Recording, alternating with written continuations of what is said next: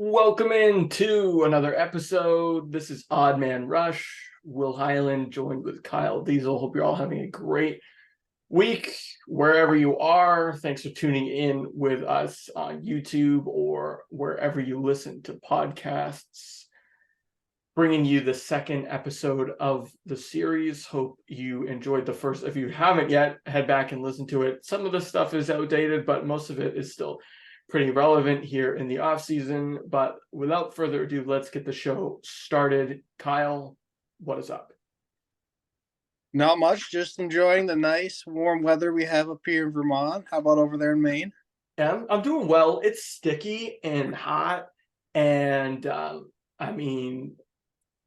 think we haven't had a day this summer that hasn't either been hot and humid or raining.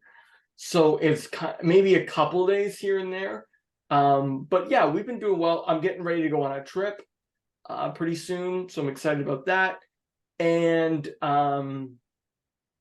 I will be going to a Nickelback concert with you pretty soon, so we'll get to see one another in person. So Yep. I'm looking forward to that. So yeah, I think there's a lot to be excited about. Still in the thick of the summer. My birthday's coming up too, so that will be a good day. But speaking of good days, Kyle, I think it was a good day if you're a Carolina Hurricane fan today. I know normally in the offseason, there's not a lot of storylines that break, but we've had two that have broken this week alone that are huge stories in the league that I want to talk about. And the first is today has been a great day if you're Sebastian Aho.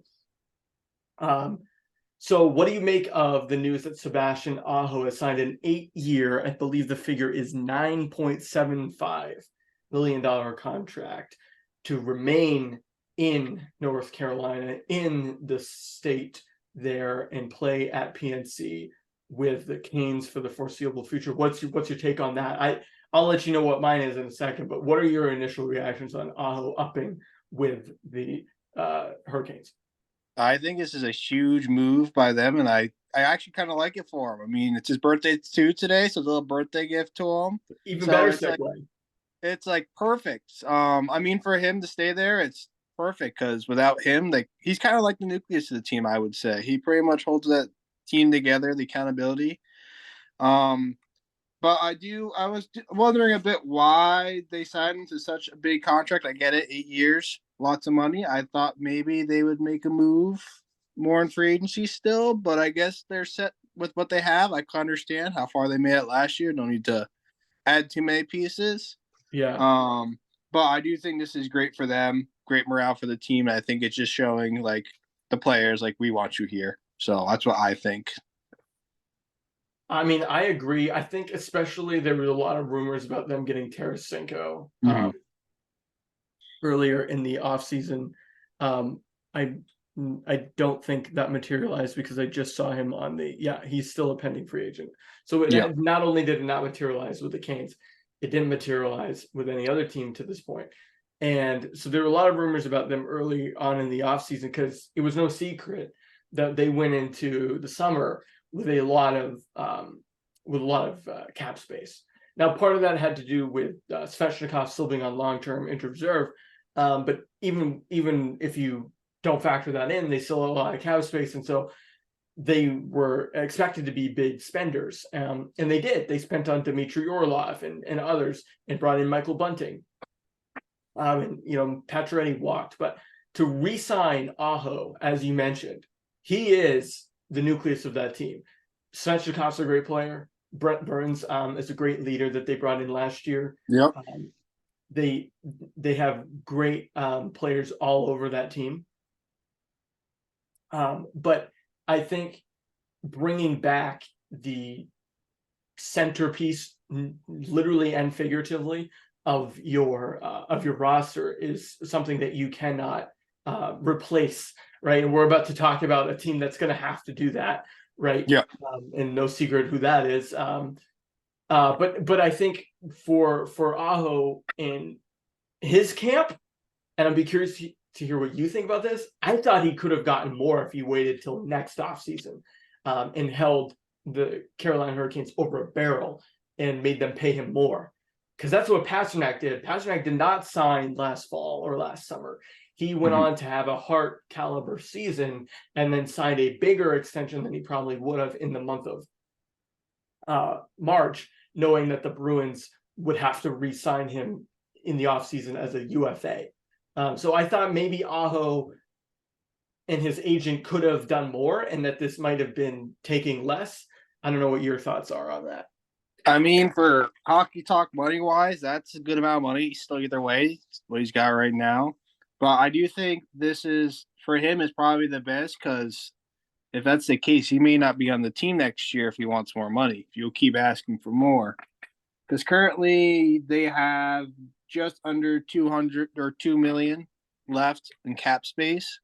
So I think not going for that full out helps them save a little more just in case they need an extra piece or two next year. Yeah. Who knows? Um, so that's why I think they decided to make it now than later. Because if they have to wait till next year, he does win the Hart Trophy. He's going to ask for a lot more, and they're probably not going to be able to spend as much out on free agents if they have to, or for other players who might have breakout seasons. So I think right now is the best move for the team. I think for him, it's still fantastic overall for him. I think for the Hurricanes, it's a win for them overall. Yeah, I was just pulling up their roster. I agree. I think it's a win for the Hurricanes. I don't want it to get misconstrued here. Still a great signing by that team to lock him up. But if I was him, maybe he doesn't think like this, right? I don't know the guy personally, obviously, but he might not really care all that much. Like I think Pasternak probably could have gotten more if he too waited. But considering the cap is going up and all these other things, Aho may not have been as concerned, excuse me, about the finances as he would be about just wanting to play in Carolina and he and his agent wanting to iron that out. Yeah. My only point is I would expect that even in 2 years, maybe 3 at the most, that deal is going to look like a bargain. And maybe there would be a little percentage of him that might have said, ooh, maybe I should have gone shorter term or something, right, in order to maximize my value. But again, he might not think that way. I'm just thinking as a business person on his side, if I was his agent, I mean, this, considering how flat the cap has been, may not have been a great time to sign an extension. I think Elias Lindholm in Calgary is dealing with a very similar thing. Although I would say the difference here would be that Aho knows that his team's going to be competitive. I'm not sure the Flames are going to be competitive, or as much as Lindholm might want at that stage in his career. So maybe it's reading the tea leaves a little bit, and maybe the uncertainty about what a number one center would get on the open market next year with all the changes might have factored. But I guess I'm just wondering if he could have cashed in for more. Yeah, I don't know. I mean, depends. I mean, he seems like he's a team player, so it sounds like he definitely wants to. We don't see many of that these days, but I feel like, I mean, for hockey, I feel like it's either you're a team player or you're going to the next team. Yeah, and look, we'll find out. I think then obviously, despite Lindholm probably going to being a pending UFA next year, unless he's re-signed or dealt by Calgary, I also think there's a couple others that will. Aho was the second biggest. The biggest is of course Austin Matthews.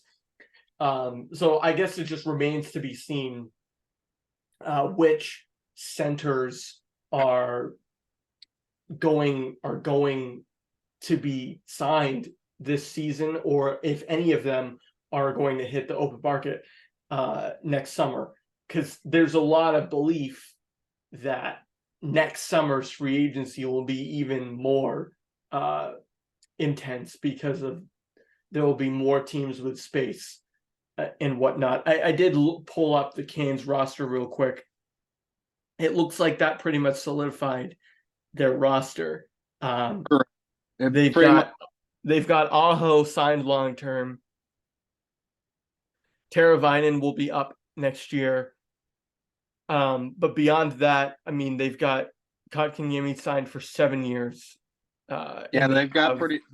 they've got pretty much a set roster for Yeah, right there's a couple guys like on their bottom six, like Seth Jarvis and Jack Drury that they're gonna have to look at, Martinook as well. But the rest of their roster, especially their top six, is set. Marty Nietzsche will be another one who will be up for a deal.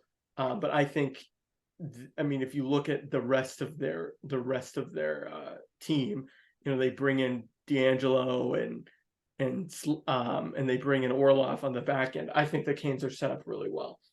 All right, now Kyle, we're just talking about centers on the market. There's one center who will not be on the market. He also won't be on a team, and he won't be playing in the league, and that's Patrice Bergeron. This has been something that I think was on the minds of Bruins fans for the last 2-3 seasons, really.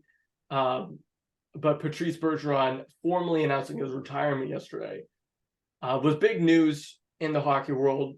Maybe not as much in the same sense that Aho is in terms of a roster building or not building, but more so that a Hall of Fame caliber player who's a Stanley Cup champion and has redefined the Selke Award in the last 20 years has hung him up. What are your thoughts on Patrice Bergeron's retirement and his impact on the sport?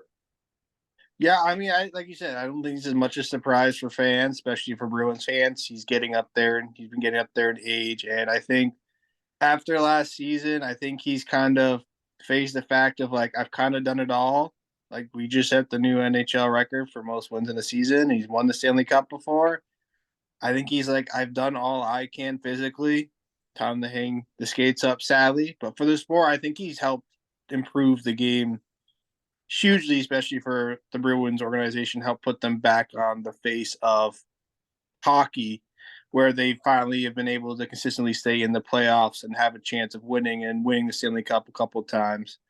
But I think his impact for the team going forward is going to be a huge loss because he was a huge leader for years on this Bruins team, helping them be so successful. I think losing him is going to hurt them a little bit going into next year.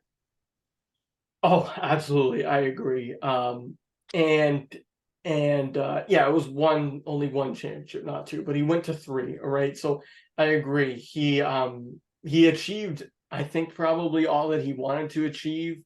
Mm-hmm. I think when you talk about a pro athlete retiring, it's really that fundamental question that they have to answer, because obviously they'll always factor in their family and their body and their health and everything else.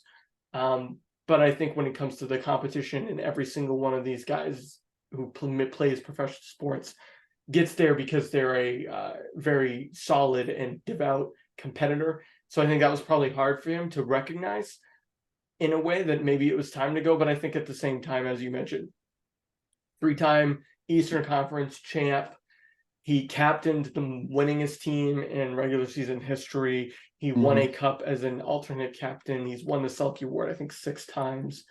So I think, and he's played with great players like Zdeno Chara and Brad Marchand and even guys like Jerome McGinley for a season or two.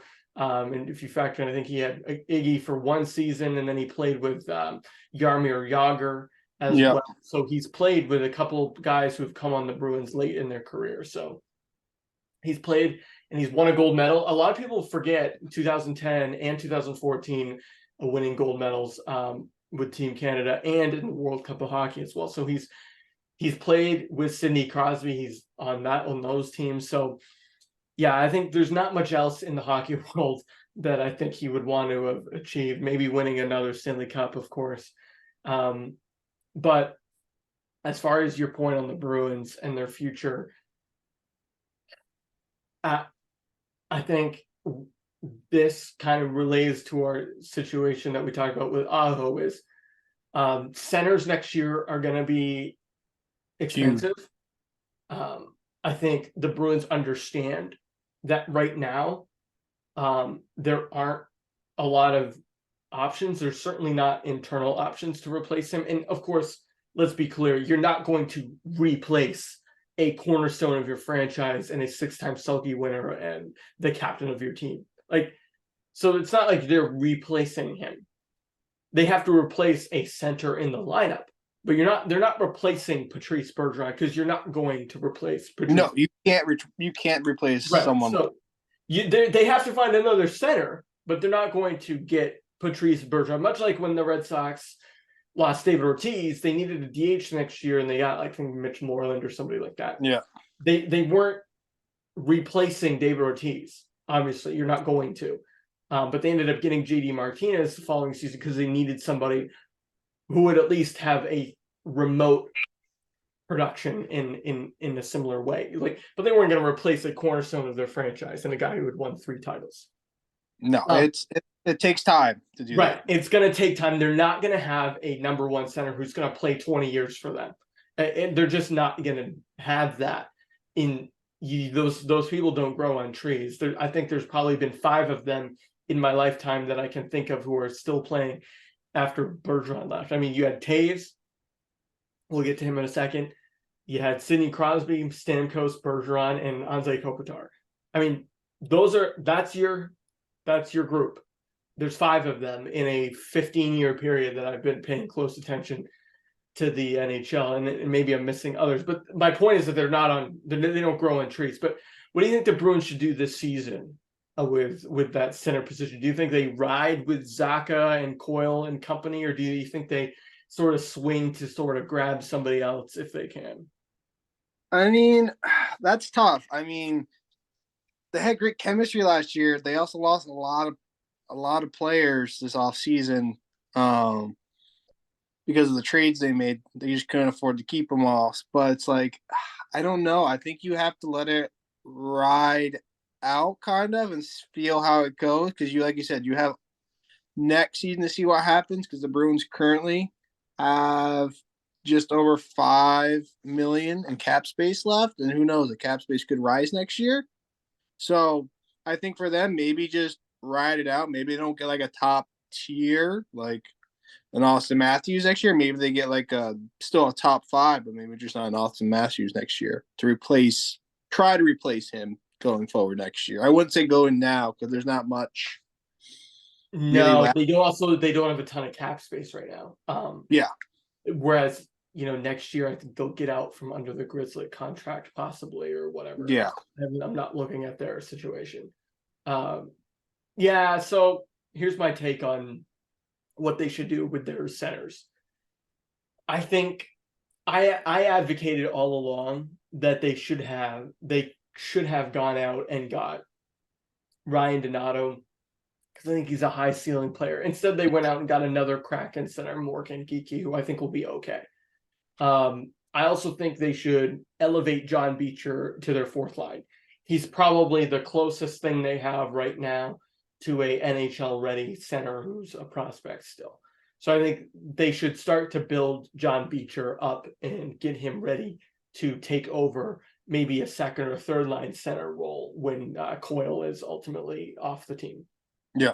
That won't be until another 3-4 years, but at least get that process, sort of get your next center lined up here. They also get some experience ready, because it's a huge difference from the AAA, AA up to the pro level. Right. So, yeah, when you're playing in the AHL or the ECHL or even college, like Beecher had, it's a completely different animal in the AHL. In being a full-time NHLer, we saw that Jack Studnicka didn't really fit in. I think, maybe they thought long ago, maybe 3 or 4 years ago, that he would have been the guy to ultimately replace Bergeron, and he wasn't. So when this happens, Matthew Poitras is another intriguing guy. I think they got to bring up a kid. I would like them to bring up Beecher. And then I think you ultimately have to roll with Zacha, Pasternak, and Marchand on your top line. I think that's really the only way to do it. And then I think you got to have Van Riemsdyk, Coyle, and DeBrusk on your 2nd line. It's really the only way to do it right now. And then on your 3rd line, you're going to end up with, some sort of combination of, if they bring Trent Frederick back, which I think they will, you're going to end up with either him down the middle or Geekie down the middle. And then, a guy like Pat Brown playing the wing or something. And then obviously on your fourth line, I'd like them to elevate John Beecher and play him. And then Milan Lucic can play on his wing and be a good influence. But that's what I want them to do this year. And look, this year is going to be a bridge. If the Bruins have one thing going for them, Kyle, it's that they're, as you mentioned, what Bergeron and Chara have built in this culture is a place where people want to go play. Correct. Want to come here. JVR and Shattenkirk came here. They've had borderline, I'm not going to say Hall of Fame, but because I think that's a little bit of a stretch. They've had very solid careers. They chose to come here. Milan Lucic chose to come back. I think a couple of years ago, they were in the running for John Tavares. I mean, the Bruins they got Tyler Bertuzzi to come here at the deadline. I mean, all in all, over and over and over, they've got people who want to come here. I mean, Taylor Hall waived his no move to come to Boston. So I think there are players who want to come play for the Bruins. So I think going forward, when they have cap space and they have a plan, I'd like them to take a swing at a top center next year. Now, who is that? Okay, it's Austin Matthews is a little bit of a unicorn. As much as it would be absolutely amazing to see him play on a line with David Pastrnak, I'm all good with the Austin Matthews $14, $15 million, $16 million experiment. I don't think that's wise. I'd like to see them go after Mark Scheifele, who's probably at this point, after Aho is signed, the third guy on that board. You'd probably look at Matthews as the obvious number one, and then I forget who the other was that I mentioned. It's already pending free agent center. Oh, yes, of course. Calgary's Elias Lindholm. Is up there too. I'd like to have him take a swing at Lindholm or Scheifele, to be honest, because as you pointed out, top five. Maybe not go for Matthews. They obviously can't go for Aho now. I mean, why not go for Scheifele or Lindholm if they're on the board? Yeah, I mean, take a swing at it. Like I said, I think even that division is still, they're able to bridge for the next few years. It's still pretty much open. I mean, you have maybe Buffalo coming up in the ways. Canadians still aren't there yet, but the only other team, maybe Montreal's or Toronto's going to fall apart next year. Yeah, because they don't have the money. They can't afford to sign all these guys back. Sorry to cut you off. Did you see what they did today? No, what they do today? They put Matt Murray on LTIR because they can't, because they, for those of you listening on audio, I just did air quotes, because they can't afford him. So yeah, I agree. I think that the Leafs, their hourglass is running fast. Do you want to know what their projected cap over is right now? Probably $5 million. They're over 11 million over the cap. 11 million? Oh gosh, and I don't even know if that includes the Murray thing or not. I bet it doesn't, but still. It doesn't, but still 11. He still doesn't probably make up for much, but still 11 million over is the highest. I think his by far. His cap hit's pretty high. It might make up a lot of that 11 million, but either way, wow. There's no way you can sign Matthews back. There's no way right now. And Nylander? They're going to have to let Marner go. They're going to have to let Marner walk. Yeah. I'm not looking at their roster. I should be. Well, those are their two biggest offensive powers who they would have to sign back to even, I think, have a chance in that division still. Yeah, I gotta look up their roster. The thing about the Atlantic, and you're right to point this out, is I think Buffalo is on the rise, but we've been hearing that about the Ottawa and Detroit for a few years now, and it just hasn't materialized. Well, Buffalo just needs the defense. Let's be real here. Yeah, Buffalo. Owen Power will help with that, obviously, when he gets. Yeah, once he has a few more years' experience, but still overall, they could score 6 goals on you like nothing, but give up 7. Yeah, that's true. Very true. Yeah, because I'm looking at the Leafs roster. They've got Bertuzzi up after next year. I think he's going to hit the open market and look for a payday. We talked about that last time. Yeah.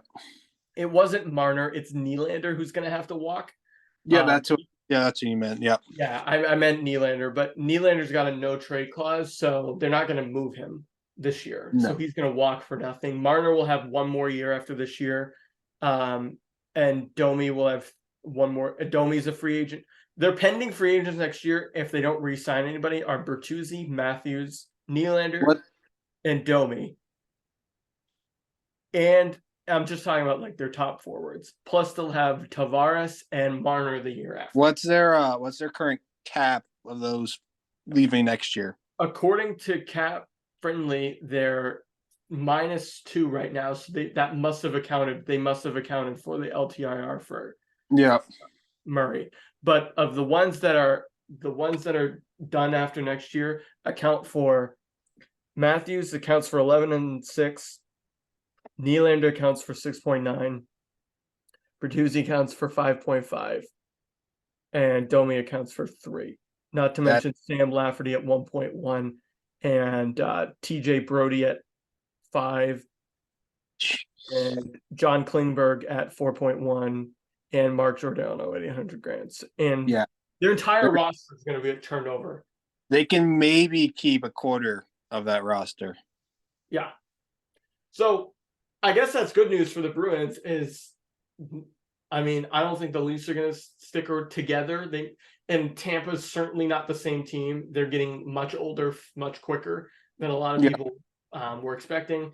Florida is still going to be a pain in the ass because they got Kachuk around, but even Sam Reinhart's going to be a pending UFA next year.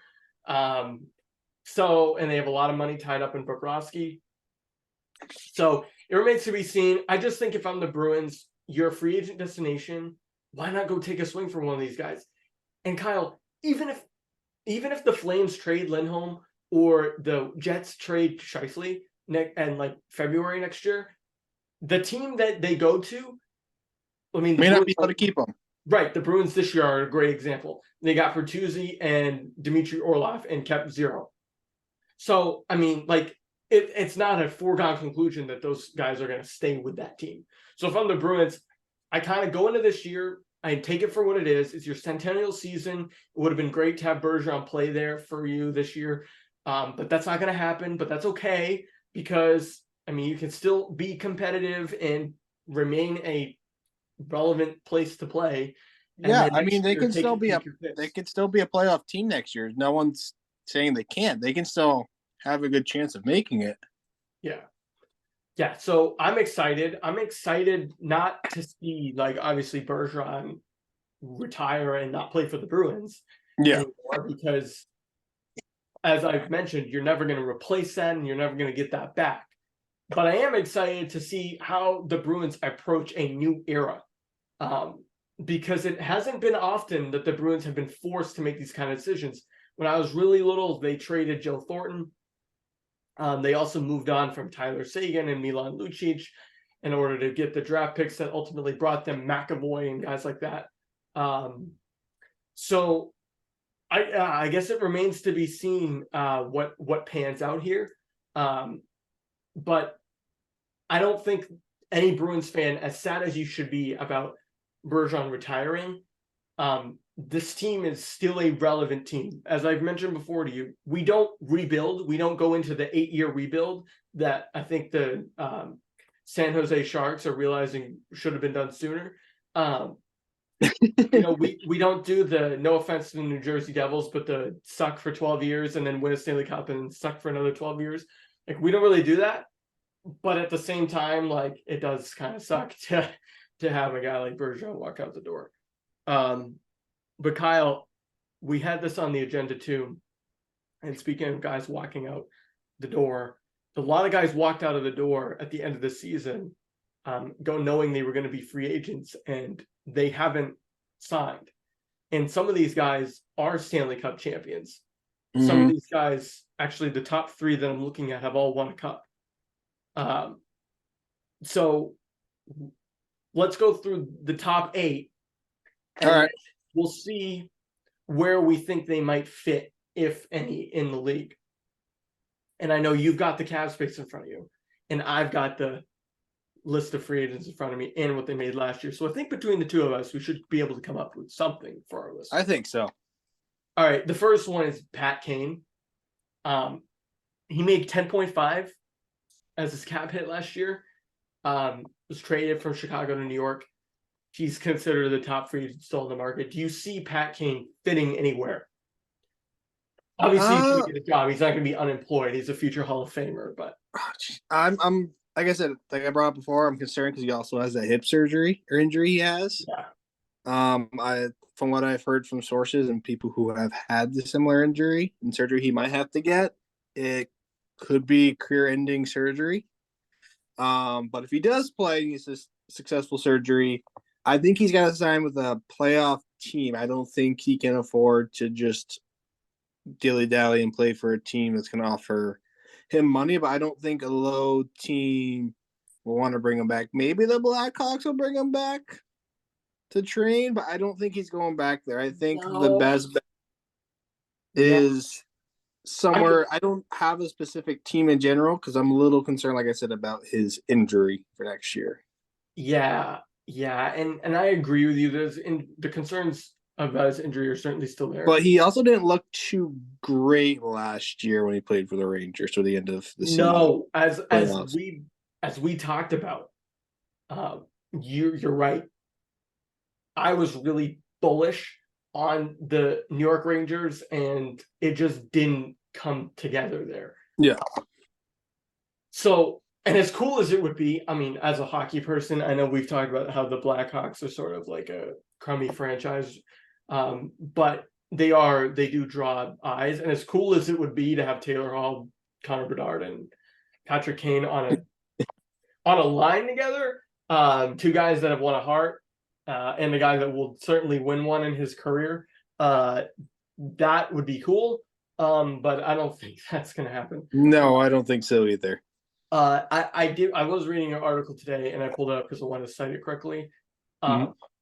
I could see this happening, but they wrote the Buffalo Sabres, because I he's from there, and yeah, they need a veteran presence who's a winner. I can see that. I mean, they have the space for it, cap space. But the only issue is they would have to figure out their active roster situation of moving people over because they're currently over the active roster unless they plan to send two guys Yeah, down. I mean, they have the money for it, but I don't know if that's gonna. I mean, yes, they need the presence, but I think the other issue is they need more of a defensive presence than an offensive presence. Would be my argument. A veteran. yeah, yeah. And you made that point earlier. I agree. I think the Sabres, it would be cool from a personal standpoint, but I'm There's not. some other defensemen that are free agents still that I think would be better fits for Buffalo. They're still out Yeah, there. yeah. I could see. I don't think the Rangers can afford him. I don't think the Blackhawks will bring him back. So he's going somewhere new. Um, Yeah, he's going somewhere new, but that's if the he wants to issue. take a discount and play on the first line, he can come on over, and we'll have him play on the first line, and then Nah, I think the other Blackhawk will come play for the Bruins. okay, don't get to that. You're stealing my thunder there. That was going to be my take. But I mean, if we want Pat Kane to come play on our second line for $4 million, sure. After hip surgery, but I don't think that's going to happen. Not really. I would say probably Buffalo. The other one that's interesting is your Devils. It would be interesting there. I think he's definitely going to stay in the East. I don't see him going West. I just don't. And at this point, much like Bergeron, he doesn't really have a ton left to prove. So we'll see. Okay, Tarasenko, do you have a? Oh, it's so tough. I mean, I've been thinking about him for so long, just trying to figure out where he would fit. And the issue is like, what's holding him up that he doesn't want to sign with someone right now? Is it money is the issue, or does he want to win his Stanley Cup?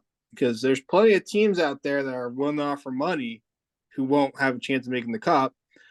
There are some teams that could make it, make a playoff run with him, and there are some teams who could probably win the Stanley Cup with him. But the question is, what does he want? Yeah, and like I believe he won with the Blues.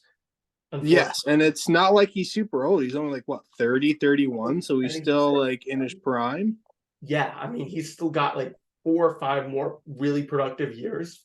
And how is he What, still a free agent? what's the cap space for the Panthers? Now, obviously, they have Kachuk playing right wing. They're in the negatives. They're right at Okay, the so no, I was gonna they say, what's the situation with like the Lightning? they're in the negatives. What Negative about million. okay? What about the like um Predators or somebody like that?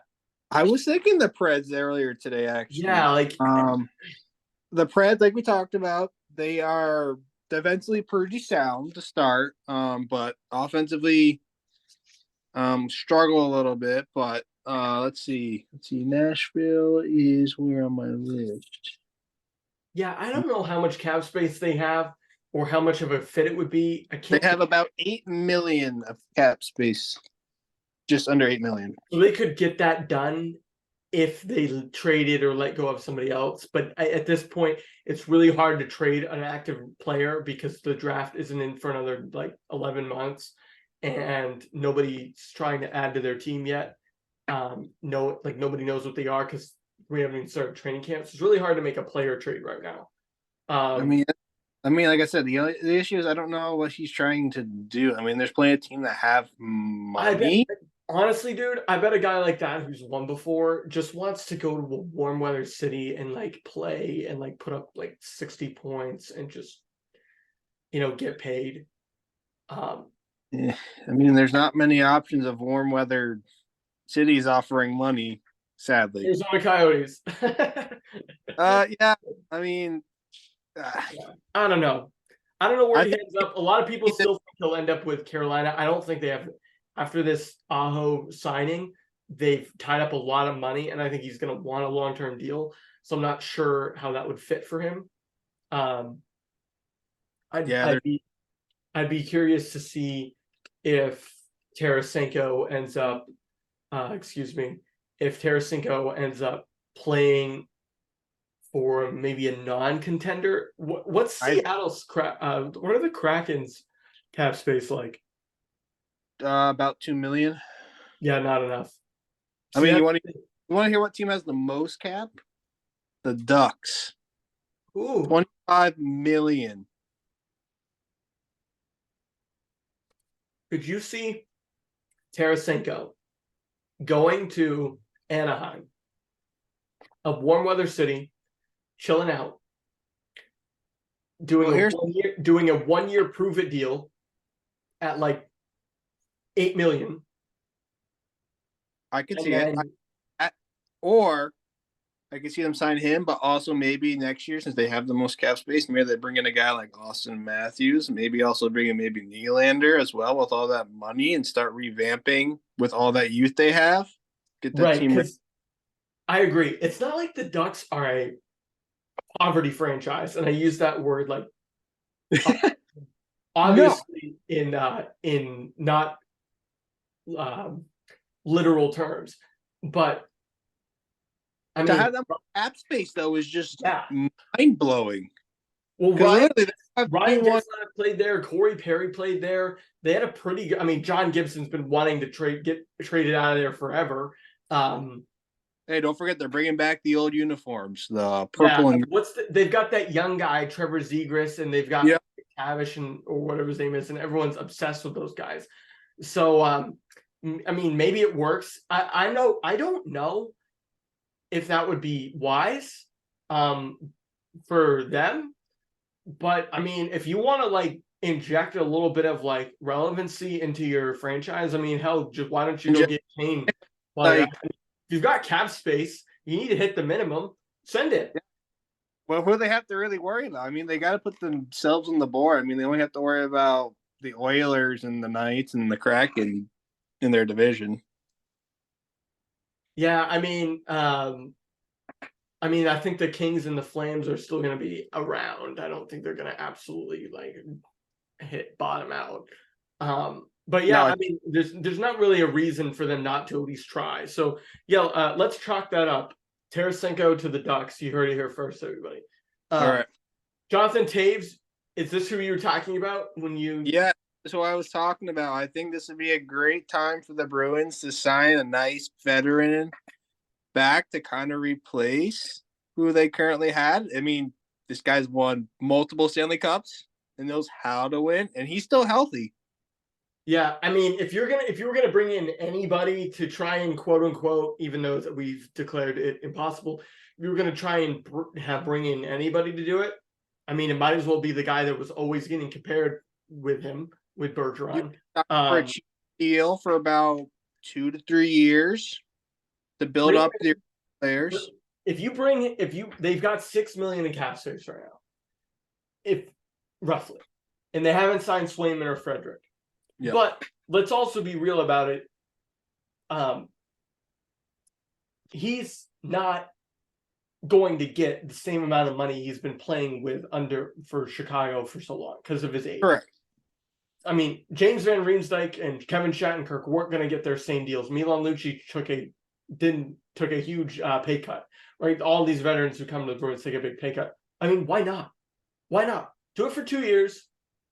2-year deal. Gives you time to go out and find somebody, or to, you can still bring your kids and play your kids. I mean, I wouldn't hate it. Not at all. It would be interesting to bring in the captain of a team for their centennial season who hoisted a Stanley Cup as a visitor in that building. That would be weird. But why not?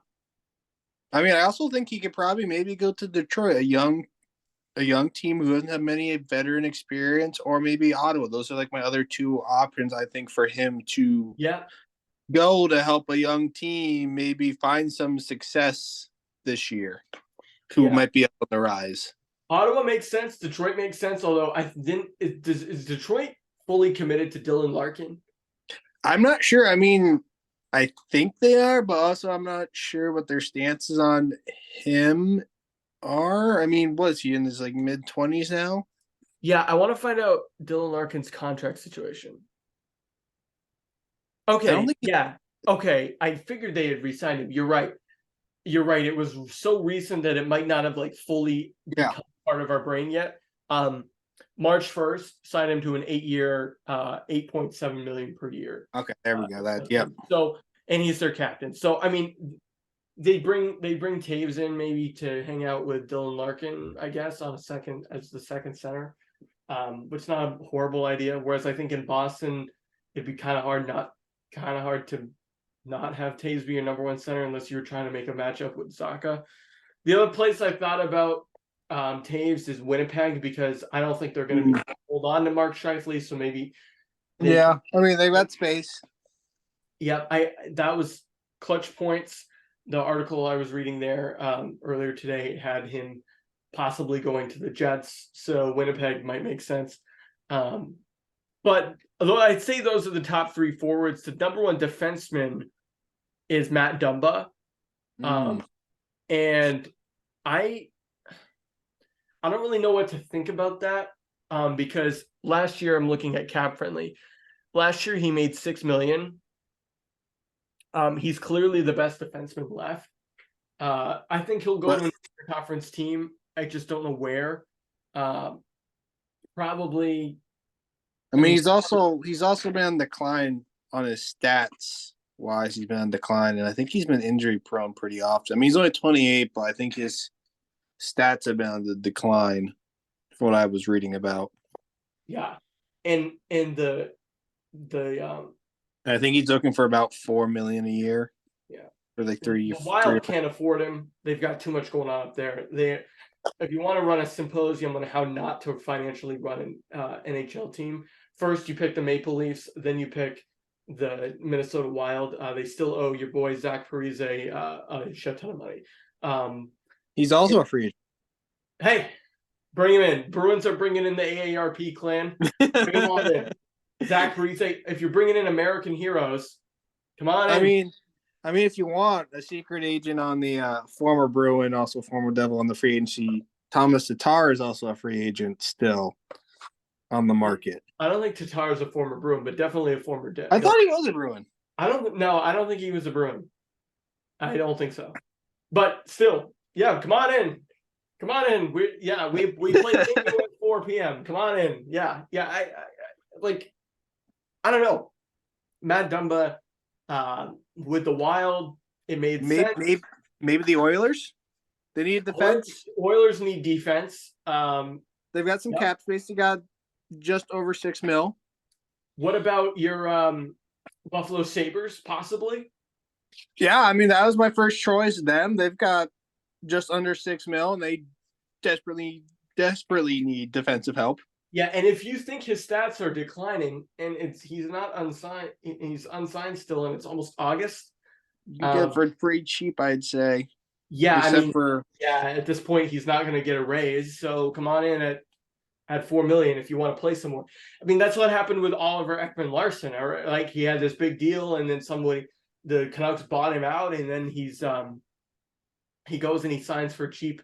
I believe in Florida, if I'm not mistaken. So, I mean, sometimes if you're a defenseman or a forward for that matter, and you just want to go play and not ride your phone all day waiting for a call, and sometimes you just got to take it. So if I'm him, maybe I go to Buffalo, Ottawa. Yeah, I mean, there's only one guy. Vlad's the only guy who's not going to take a pay cut. He's the only free agent currently not going to take a pay cut. I would say I would agree. Although Vlad still made, he still made 7.5 last year. I don't think I agree. I don't think he's going to go lower than that. But even if he signed for 7, I wouldn't be surprised. But I don't see him signing for anything less than that. So, but these other guys, yeah, for sure. Who else we got? We got 3 more that I wanted to talk about. Tatar is one of them. I don't have anybody in mind for Tatar or Josh Bailey. I was thinking Nashville, baby, load up, baby. For Tatar, you think Tatar goes to the Music City? Possibly. I think he goes to Music City or he goes to the Bees. Interesting. Here's the thing about Tatar. You think he'd take a pay cut at this time? I think he'd have to, right? I mean, I think he would take a pay cut. I mean, it's not like he made – I forget what he made last year with the Devils, but it's not like he made 4.5, and so I mean, he'd kind of have to take a pay cut to come to the Bruins. I mean, kind of. I mean, I think they could. I mean, look at how late in the year we are. I mean, unless he's riding the wave and waiting till someone gets hurt, unless he's waiting for that boat. But I think that's a bad idea because then next thing you know, it's like musical chairs, right? If the music stops and it's Thanksgiving and you're still not on a team yet, I mean, have you been skating? Like, obviously, you've been skating. That's a stupid question, but like, yeah, I mean, he needs a team that he would go to a team that really needs an offensive player who isn't a superstar but able to fit in to help maybe your youngsters, maybe help your veterans out. Like he's definitely like a third, second line person. He's definitely not number one. The Bruins could use a middle 6 forward right now. I mean, they really could because to be quite honest, like outside of Oil, and Geeky, I guess they don't really have a guy in the middle 6. Yeah, and plus he's a good penalty kill guy to have. James Van Riemsdyk, and I mean, obviously they're going to have Jake DeBrusk around, but Jake DeBrusk is in a contract year. Yeah, I mean, there's a lot of question, especially the bottom 6 of the Bruins right now is really questionable, and they don't have a ton of depth down there. And if they don't bring back Frederick. Interesting. Yeah, Josh Bailey's sort of the same way. I mean, just the only issue is the main teams out west don't have much cap space. So he's definitely got to stay east unless he wants to play for a team that's subpar and make probably more money. What do the Blues have in cap space? 300,000. Okay, that's funny. They're not getting anybody. I don't know why my Adobe Flash Player just decided it wanted to update. Yeah, I mean, I think it's just waiting for right now for the Blues to kind of like just get those guys out of their current system to really figure out if they're gonna. I mean, the issue for them is are they gonna be good again this year, or are they gonna? I mean, the Blues weren't.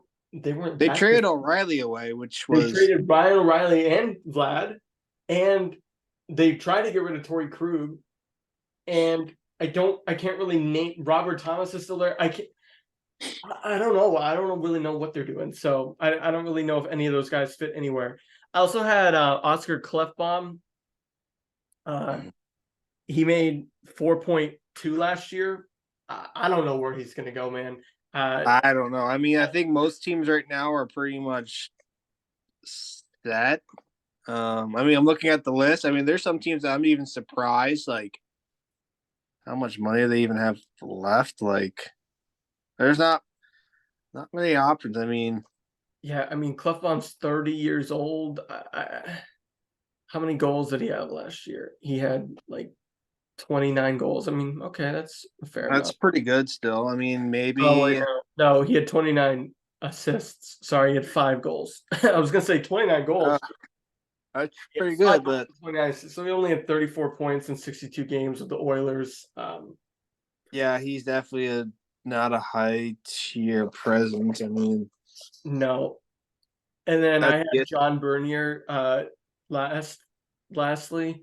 He's 34. He's a goalie. I just I don't know how many teams are. I mean, there's plenty of teams in desperate need of goaltender, but I think they're looking for the younger goaltender. yeah, I mean Unless you're like you bring this guy. solid veteran. Go ahead, There's Kyle, sorry.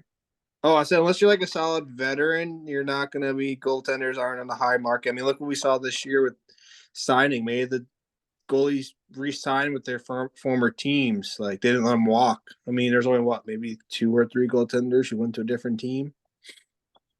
Yeah, I I don't see it. I don't see it working for mean, if you want to talk, who's got the current teams under cap space going into next year are the Panthers, the Canadians, Tampa, Montreal, or sorry, Toronto, the Penguins, Colorado, Vancouver, and the Knights are all teams under or above this projected cap space for next year. So those are teams I'm kind of worried about what their future looks like. But also, there's teams on the cusp like the Capitals. They don't even have $1 million to spend I anyone. don't even think we mentioned them tonight. Yeah. No, I think the common theme, dude, of all of our discussions right here is that everybody is strapped for cash, right? And you're the Ducks. yeah, in the Hurricanes to an extent, um, but everybody is strapped for cash, and everyone's trying to make it work with pennies, and these players are, and I don't blame them, aren't going to take bad deals. So No. something has to give. Something also has to give with the Arizona Coyotes, dude, and I've talked about this on Home Field Advantage by myself. I think we've talked about it on filling up before. But I think this is the first time we talk about it on our program here. They got to get out of Arizona. I've been beating this drum for a couple of years now. They have to get out of Arizona. So Yeah, my question to you is: this is sort of our off the wall or out of the box segment. Where are they moving? Because they got to go somewhere. I know Bettman doesn't want them to move, but they got to go somewhere. Where are they moving? Help me out here. Oh man, this is tough. I mean, I don't know. I know hockey's big coming back. I mean, they can definitely keep expanding. Geez. I think maybe you bring them. My 3 options are: you go back to Atlanta, you bring back the Thrashers, bring back Okay. the Thrashers, or we go to like Oklahoma middle. We haven't had anyone there. Maybe they'll bring the Seattle. Seattle. Well, maybe they'll bring back some other teams. They'll be with the OKC Thunder. Bring it. We don't have many teams down there. Or maybe we go back to Canada. We bring back the Whalers. All right. Okay. So your 3 cities you picked, just to make sure I got this right. You've got OKC, Yep, Atlanta, and Hartford. correct. This makes a great sports segment because my 3 are completely different. Usually you and I are on the same wavelength here. I've got, if first of all, get them the hell out of Arizona. Uh, I've got them in 3 places. Okay. I think Kansas City, Okay. similar to Oklahoma, wherein you're in the middle of the country, so you can they'd have a natural rivalry with the Blues. and probably the Stars. I'd also factor in potentially Houston for that same reason. You'd have a natural rivalry with the Stars and Okay. possibly with the Predators. And so you and I both picked the South and the Midwest there, or sort of the Southwest. Yeah.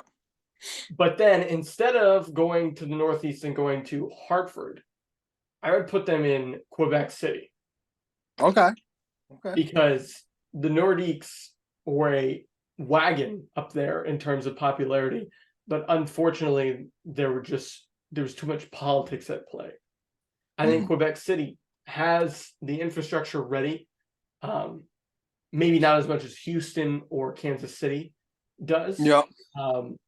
I think Kansas City has an ECHL team. They'd probably need to make adjustments there, but it's certainly they wouldn't be playing in a college rink like they are in Arizona. And college-sized rink or not, I believe the arena they have in Quebec City is still fairly large. So I think they would love it, and having another team in Canada would be really exciting for that fan base. I thought about Halifax, but that's a little bit too small of a city, and the Atlantic time zone is something that I think the NHL and pro sports in general want to avoid. You've actually seen the Canadian Football League continually not put a team in that time zone for a reason. So I don't think Halifax would work, but yeah, Quebec City, Kansas City, and Houston stick out to me. Okay. I wouldn't expand the league at this point. I think 32 teams is enough. But that's where I'd look. But we talked about natural rivalries. I think either way, all six of our options have rivalries. With you, the Bruins and Whalers, you'd reignite that. You'd also, if they went to Oklahoma, you'd have a rivalry with probably the Avalanche and St. Louis, maybe. I'm trying to think of sort of the Stars too. You'd sort of have that Texas Oklahoma thing going on. Yeah. And then your other city was the Atlanta. Atlanta. You'd pin them up with Nashville, right, like that, or with Carolina. I think that would work really well. And then with mine, I went through mine. But in terms of rivalries right now, what are your top three NHL? Current? Or are we doing like all time? Sure, do all time. We were just talking about the Whalers and whatnot. Okay. So do all time. So I'll do my all time first, and then I'll do my current up to date rivalries. So like overall my top 5 or top 3 for going way back, I would say in this order would be the Blackhawks, Red Wings would be number 3. Okay. Number 2 would probably have to be a lovely match of the Canadiens versus Toronto. All right. All-time classic. And then number 1 for all time would be Bruins Canadiens. All-time number 1, I went original 6 as my all-time.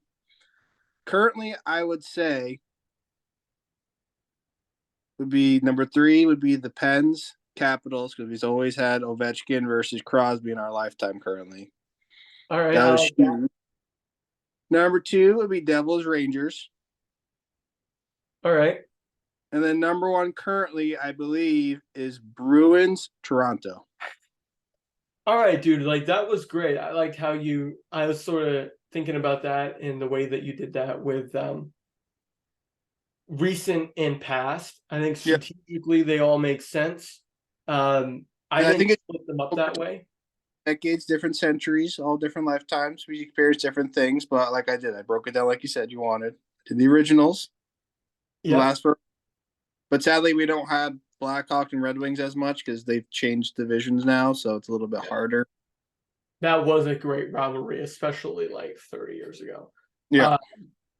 Yeah. So with with the Bruins and Maple Leafs, I like that one because that gets overlooked because you compare the Bruins and the Habs a lot, but Yeah. in our lifetimes, especially the last 10 years, the Bruins and Maple Leafs have had a really strong, heated rivalry. It's been one-sided in the playoffs, but it's really gone back and forth in the regular season and some of the most exciting games this year for the Bruins war against Toronto. So I didn't break it up. I only went in 3 because that's all I could think of. But I was sort of going right now. Okay. So I had the Battle of Florida at number 3. Okay. Their playoff series last year was really good, and really exciting. And I think that they're sort of like big brother and little brother, where it's like the Lightning have won like 2 cups and been to 3 in the last few years. And the Panthers just went to their first, and so now they're knocking on the door and trying to take the mantle. So I think that's a really good rivalry. Number 2, the only reason I didn't have them higher than this one is because I think the Battle of Alberta between Calgary and Edmonton is still really strong, and they also had a playoff series last year, and I think or 2 years ago, however you want to describe it, and they have that extra layer because it's Canada and they take hockey a little bit more seriously than people in Florida. But that's a really good rivalry, and you can tell that those 2 cities do not get along on the ice, especially if you think about how Edmonton has this brand new, it's like 4 or 5 years old. They have this really nice arena, and then Calgary is in like one of the oldest arenas in the league. So I think there's a little bit of that cultural stuff going on there too. And then number 1, I too, like you, had Bruins and Leafs. I think right now Bruins and Leafs is a really strong rivalry.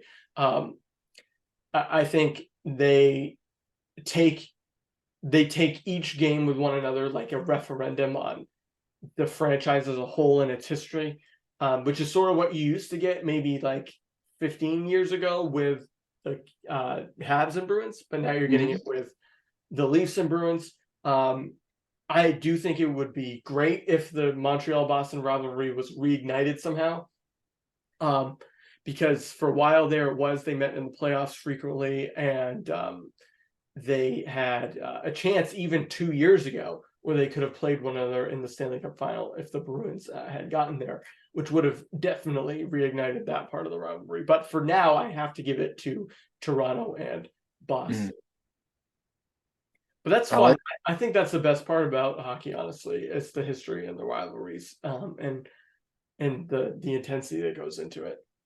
Yeah, I mean, it's great. I mean, I do think new rivalries are starting to form, as we see within the new divisions have been changed up a bit. Like we saw in the playoffs this year, I do think like the Oilers and the Kings could be a potential rivalry going into the future, because that matchup this playoffs was phenomenal. And I think going forward, we can see new teams going at it with each other, causing rivalries. But I think it also depends on the status of how good each team is. Like it took a while for the Devils and Rangers rivalry to finally get back to where it was in the past, and now we're starting to see like I had for one of mine, the Pens Capitals. We're starting to see it kind of crumble apart because both teams are starting to get older in age. Crosby's no longer the superstar he was, neither is Ovechkin. So kind of sometimes they die and sometimes they come back, and sometimes new ones are formed. I think that's great for the sport. Yeah, I agree, and I think like to your Kings and Oilers point, that's cool even historically if you think about it, because of the Wayne Gretzky angle, and the fact that the Kings for a while 10 or 12 years ago were winning championships and getting to the mountaintop, and now like that's what the Oilers are trying to do with a generational player like McDavid. And the other one that used to be cool, we talked about the Ducks earlier, was Anaheim and LA. Those two met in the playoffs a lot. Vancouver and Chicago met in the playoffs a lot during that same time frame. And so Stars and Colorado as well. Yeah. There's been a lot of repeats there, and I think the Blues and the Stars have met the Blues and the Wild have met frequently in the playoffs, and I think really that's what develops it, and it's cool. I think New Jersey and Carolina could get there. Certainly, I think the Rangers and Carolina are sort of developed a mini rivalry. I think the Panthers and Bruins are starting to get there as well. Right, because there's also the Florida New England angle with a lot of transplant Bruins fans down there, and then likewise a lot of Florida people up here, which leads to a lot of that, and certainly that playoff series. God, yeah. So I think there's a lot of cool places to dissect this from, historically speaking, and just with what's happening now on the ice.